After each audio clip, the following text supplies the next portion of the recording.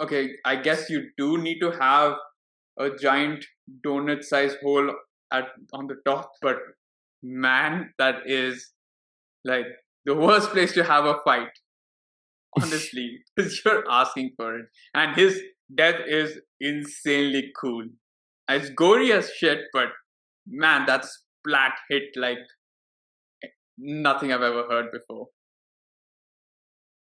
Yeah, the splat though, it kind of made me feel like he was already a zombie because it just became like his head became like soup once it hit the Yeah, ground. But yeah, I mean, yeah, that was a pretty interesting way to go. but I think also considering that he did have syphilis, like I feel like Mm. maybe the brain did take a bit of like a softening, Yeah, or the and he does mention, right? It's like a disease that eats away at your bones and blah blah blah and all that stuff. So yeah, I mean, I just found it very cool that it was a splat that way because, like, even when he picks up his head, you can be like, "Phew," that's stuff like running down. So that was pretty cool.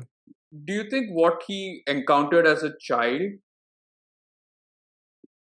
paved way for how he started sort of the relationship that he had, or the kind of stuff that he was doing with what's Mia's, what's the woman's character's name? I'm forgetting that, but Elizabeth. Elizabeth, right? Okay, it was Elizabeth. I was just thinking, oh shit, I would have then said something from Pirates of Caribbean, but no, Elizabeth, right? So that relationship, the sibling relationship. Do you think what has happened in the past shapes that entire It thing? seems that way, right? Because in a lot of ways, starting with the brother, you can see that you could see first the envy of kind of how he was treated by the father as opposed to himself. So you could see that kind of reflect throughout the movie. And then I think even him being enamored then by Elizabeth's character, you can kind of see, at least the movie kind of tries and depicts it that way with the way she's dressed and kind of the similarities to the mother. But then you can also see like how he's very, at some points, he's like overly emotionally involved or kind of this thing with her, and then suddenly you can just see the switch in a more emotionalist character, and which probably is from the hurt of losing the mother that way unexpectedly and stuff. So you can see how that has kind of shaped him as the person he was then.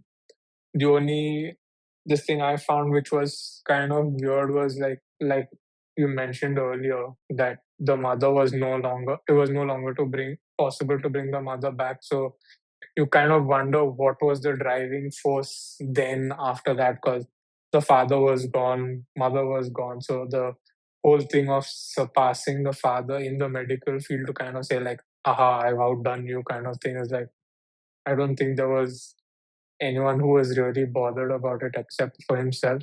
And so maybe it was just a self motivated thing. But yeah, that was my only thing that I couldn't really put my finger on what that was. But the Hmm. Yeah, relationship thing, yes, you could see that it was all because of the childhood yeah. My trauma, only I thing guess. with that was I think it had to do with the line, or I don't know if I'm recalling it wrong, but I think it had to do with the line which I think he says to his father that you were beaten by death, like Mm, like he was not able to save his mother because his father had met his match, which was death, right? And I think when he says that he wants to be better than his father, to him beating death is that ultimate uh, goal, or So that's what he. until he did that, he would not have actually lived Yeah, surpassed up to his that. father.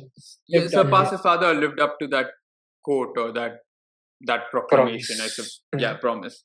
I mean, cameos as well from my end, at least to see the actors. I didn't expect.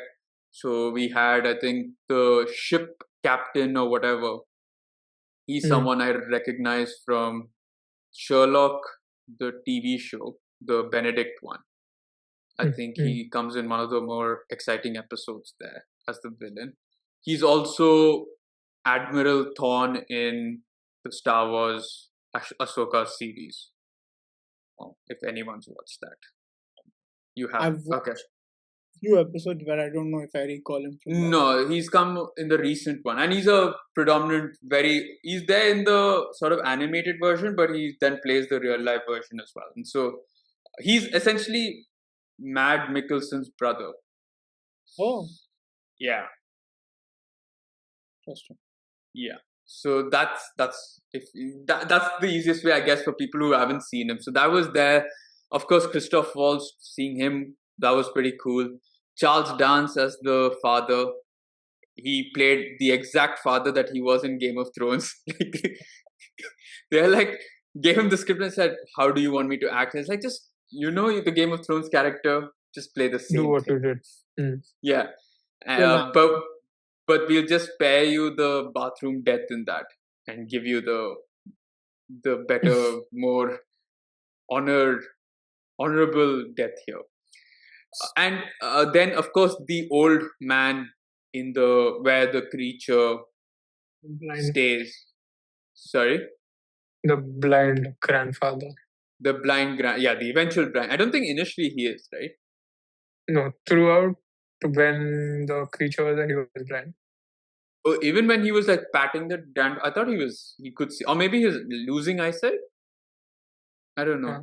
I thought he was blind throughout. I think right from the start he did not have sight.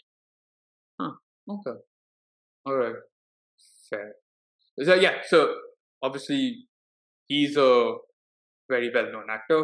I'm sure we all know Well, I him. think that's the reason why, if you noticed, or I don't know if I was reading too much into it, in that first sequence when he is there in that shack or whatever that is, you kind of feel like the grandfather is sensing someone's presence in there, which to me was like, you know how they say, right? Like when you lose a sense, your other you gain. senses. Yeah. So that was my takeaway from that, which is why I felt like he could almost like smell him in a certain way. Yeah, I mean, the creature's honestly, full of blood and different organs, hasn't had a wash, so I'm guessing yes, that is possible. And I did get that. I think I did sort of feel like he knew that there was someone in there, or in that barn, or in that shed. It did give me that vibe. I could have put it down to witchcraft and wizardry, but unfortunately he's a squib, so definitely not. So yeah, so again, that good little cameo. Good to see what Filch is up to after Hogwarts is closed down.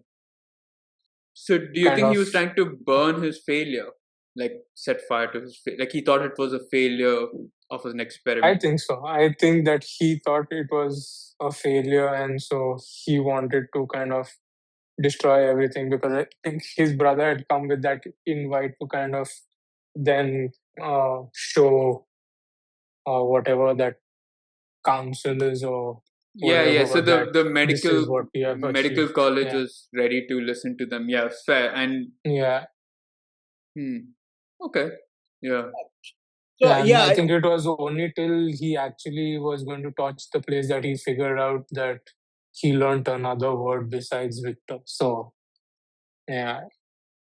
But and I guess he also feel again, like I don't know. Like I mean, I felt there were multiple things playing. Like there were multiple things playing into this, because one is that which Aaron mentioned. Another thing was, I think, in a certain way, he was kind of also, I won't say jealous, but he did not like this whole thing of Elizabeth spending time with the creature as much. And I don't know, like I felt like, because on a couple of occasions, I think he asks her to kind of stay away from him of sorts. And even at the end, when he calls out her name, I think he's not really thrilled in that. Even though he's learnt a new word, he's not really thrilled by that. Only when he's like, he's out the door and he finally hears that way, the scream that comes out all the way, I think, does he feel that shit, I'm doing something wrong, like I need to go and save him, kind of a thing. Yeah.